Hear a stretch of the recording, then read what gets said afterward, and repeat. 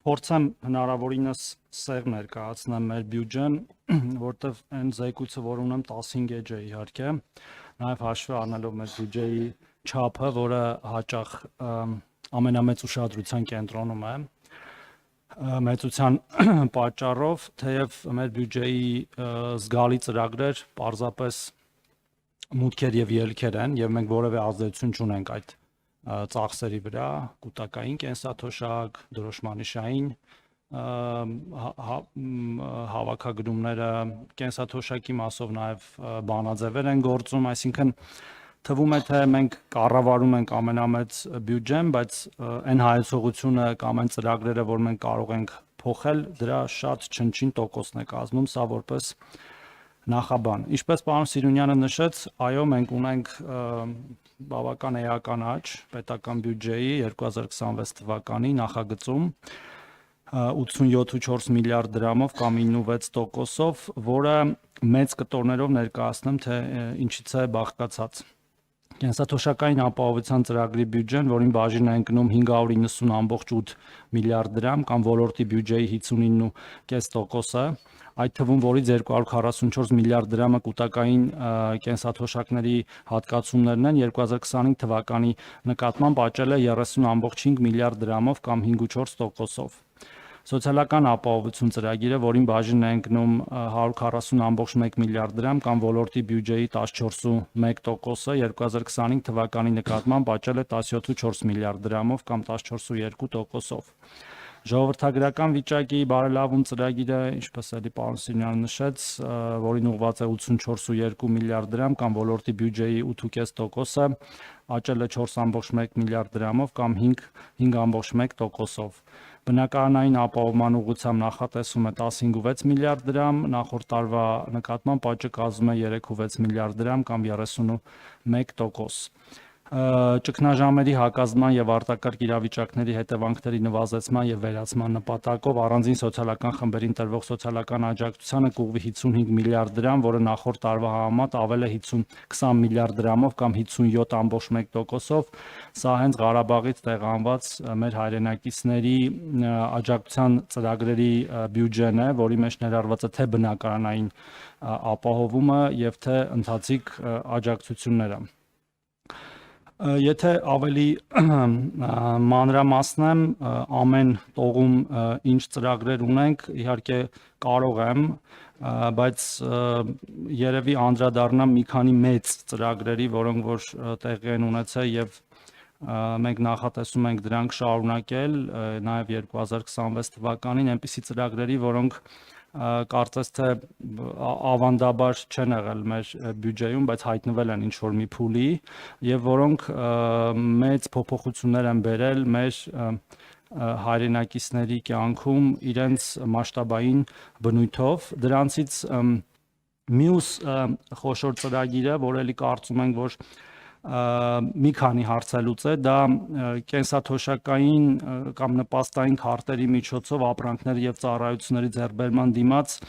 անկանխիկ եղանակով վճարումներից հետ վճարի տրամադրման ծրագիրն է, որը արդեն հայտարարել ենք, ես ուզում եմ նորից շեշտել դրա մասին։ Այն երկու նպատակ ունի, ինչպես գիտեք, եւ մենք պատահական չէ, որ խոսում ենք հենց այս գործիքով մեր քաղաքացիների նպաստները եւ կենսաթոշակները բարձրացնելու մասին, որովհետեւ այդ կենսաթոշակները եւ ընդհանրապես այս բյուջեն, որ մենք հիմա քննարկում ենք, գոյանում են մեծամասամբ հարկային եկամուտներից, իսկ հարկերը գոյանում են մեր տնտեսվարողների կողմից վճարած հարկերից, դրանք է գոյանում են ոչ ստվերային շրջանառությունից, ի տարբերություն ստվերայինի, երբ որ հարկեր չեն վճարվում։ Եվ մենք այս գործիքներով փորձում ենք նաեւ բերել ստվերը սպիտակ դաշտ, դրանով հարկելով գործարքները եւ ավելացնելով պետական բյուջեի մուտքերը։ Գիտեք նաեւ, որ մեր գործընկերները այստեղ հայտարարել են, որ բացի այս այդ վճարից, որը վերաբերում է շատ կոնկրետ անձանց, նպաստառուներին, բոլոր տեսակի եւ կենսաթոշակառուներին, նաեւ մի համընդհանուր այդ վճարի ծրագիր է սկսվելու 2%-ի չափով, որի իհարկե պատասխանատուն ուղիղ մենք չենք, բայց քանի որ սրա մասին խոսում ենք, դա էլ եմ ուզում հավելել,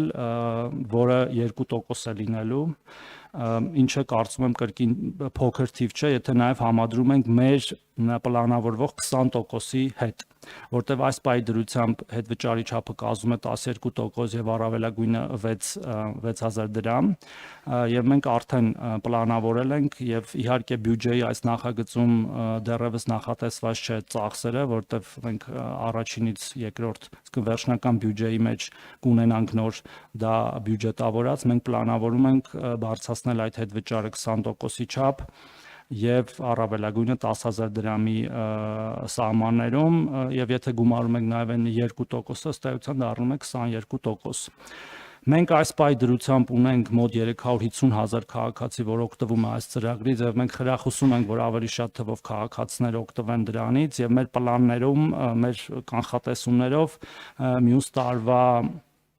վերջին այդ քաղաքացիների թիվը կկազմի մոտավորապես 410-420,000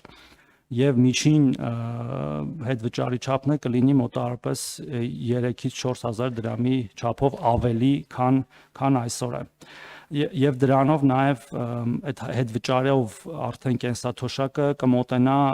սպառողական զամբյուղի մոտ 90%-ին, ինչը իհարկե բավարար չէ ամբողջությամբ սպառողական զամբյուղին հասնելու համար, պարզ է որ 10% ավելի ցածր է, սակայն մեծ քայլ է ընդառաջ դրան եւ ես ուզում եմ Սառը օգտագործելով մի բանի մասին խոսել երեք ֆինանսների նախարարության հայտարարության, որը շահարկվում է այս 1-2 օր է, պարոն Հովհաննիսյանը ասել է, որ եթե կենսաթոշակները բարձրացնենք այնքան, որ ֆիսկալ անկայունություն առաջանա Հայաստանի Հանրապետությունում, մենք բյուջետային, հարկաբյուջետային խնդիրներ ունենանք, ոչ մենք կենսաթոշակառուները վատ կապրեն, այլև բոլորս վատ կապրենք։ Իսկ մանիպուլացվում է հակառակ կերպ, որ եթե կենսաթոշակները բարձրացնենք, ապա կենսաթոշակառուները վատ կապրեն։ Ամենևին դրա մասին չի եղել խոսքը, հարգելի գործընկերներ, սիրելի հայրենակիցներ, այլ նրա մասին է, որ մեր ֆիսկալ հնարավորությունները թույլ են տալիս բարձրացնել այսքան եւ այս եղանակով, որը կարծում ենք այս պահի դրությամբ ավելին հնարավոր չէ մեկ եւ երկրորդը սա նաեւ գործիք է, որը կրկնում եմ խթանելու է հավելյալ հարկերի հավաքագրումը։ Ես ինչքան ժամանակ ունեմ, հարգելի գործընկերներ, խոսելու նախնական 10 րոպեն անցել է, բայց երևի երկու բառ ասեմ ու ավարտեմ ու երկու ծրագրել կարճ անդրադառնամ ու փորձեմ պատասխանել հարցերին։ Մյուս ծրագիրը, որի մասին արդեն շեշտվեց, դա բնակարանային ապահովման ծրագիրն է մեր հայրենակիցների համար, որոնք տեղահանվել են Ղարաբաղից։ Այս ծրագրի ընդհանուր չափը գնահատվում է մոտ 800 միլիարդ դրամի շրջանակներում։ Եվ չեմ սիրում այդ աննախադեպ բառը, որ հաճախ օգտագործվում է, իմ գործընկերներն են հաճախ օգտագործում, բայց սա իրոք ծավալի իմաստով երբևէ չի եղել այս չափի պետական ծրագիր, փորձեցի խուսափել աննախադեպ բառից։ Մենք նաև ամենօրյա ռեժիմով աշխատում ենք մեր հայրենակիցների հետ, փորձելու լուծել են խնդիրները, որոնք ծագում են ծրագրին դիմելու շրջանակներում, որպեսզի հնարավորինս շատ քաղաքացիներ օգտվեն այս ծրագրից եւ ուզում եմ ներկայացնել էլի այսօրվա վիճակագրությունը մի քանի օրվա ծրագրի շրջանակներում արդեն ստացել են հավաստագիր 3202 ընտանիք եւ 12826 անձ, այսինքն ընտանիքներ եւ ֆիզիկական անձանց թիվներ գիտենք, եւ որոնցից 1198-ը կամ 1200-ը եւ 5242-ը արդեն իրացրել են իրենց հավաստագրերը եւ բնակվում են իրենց սեփական տներում։ Իհարկե մենք նաև մոնիտորինգի ենք ենթարկում ամենօրյա ռեժիմով եւ վերլուծում ենք թե ինչպես կարող ենք ծրագիրը առավել բարելավել եւ օրինակ հենց այսօր կառավարության նիստում որոշ փոփոխություններ արել ենք, թեև նախարարության կայքով հրապարակել ենք, բայց կուզեմ նաև այս ֆորմատով ներկայացնել, որ ծրագրի շահառու միավորի կազմում պարտադիր լինելու պայմանը չի տարածվի ընտանիքի այն անդամների վրա, ովքեր դատարանի վճռի հիման վրա ճանաչված են անհայտ բացակայող, մինչև այդ մենք այդպես խնդիր ունենք, որ չեն կարողանում օգտվել։ ընտանիքի մյուս անդամներին, շահառու ընտանիքների այն անդամները, ովքեր 2023 թվականի սեպտեմբերի 10-ին դրությամբ եղել են անչափահաս, սակայն դիմում հայտարարություն լրացնելու ժամանակ լրացել է նրանց 18 տարին, ցանկության դեպքում հնարավորություն կունենալ ստանալ հավաստագիր որպես առանձին ընտանիք, որտեղ նման խնդիրներ են ունենում, եւ սա նաեւ շատ կարեւոր է այն համատեքստում, որ հաճախ էլի մեզ մեղադրում են, որ մենք չենք լսում մեր հայրենակիցների կողմից բարձրացած խնդիրները, ինչը հակառակն է ամբողջության, որտեղ այս ինչ որ ես հիմա կարդում եմ, հենց իրենց այդ քննարկումներ, իրենց այդ հանդիպումների ժամանակ բարձրացված խնդիրների լուծում է, եւ հետեւաբար այս արգելքն է դուրս կգա եւ ավելի շատ քաղաքացիներ եւ ընտանիքներ կկարողանան ստանալ հավաստագրեր, ինչպես նաեւ միջգերատեսչական հանձնաժողովին դիմաց ընտանիքների կողմից ներկայացվող փաստաթղթերի նվազագույն քանակը սահմանվի 1, նախկինում սահմանված 2-ի փոխարեն, եթե խոսքը վերաբերում է 2022 թվականի դեկտեմբերի 12-ից հետո մինչև տեղահանում ընկած ժամանակահատվածին։ Վիճակագրությունը արդեն ներկայացրեցի, փաստորեն նույնիսկ հետաքրքիր բան է, այսինքն այս տեղեկանքն այսօր եմ ստացել, արդեն թիվը ավելացել է մոտ 40 ընտանիքով, այսինքն 27-ի դրությամբ եւ 30-ի դրությամբ, այս էլ շատ լավ տենդենց է, արդեն ունեն 3240 ընտանիք, որից իրացվել է 1210, սա նորից խոսում է ըստ էության կենսունակության ծրագրի եւ մեր հայրենակիցների կողմից լավ ընկալվելու մասին։ Իհարկե կլինեն նաև այլ փոփոխություններ ընթացքում, երբ որ մենք կտեսնենք, որ խնդիրներ կան եւ կլսենք մեր հայրենակիցներին, բայց այս պայդրությամբ ծրագիրը կարող ենք արձանագրել, որ բարեհաջող գնում է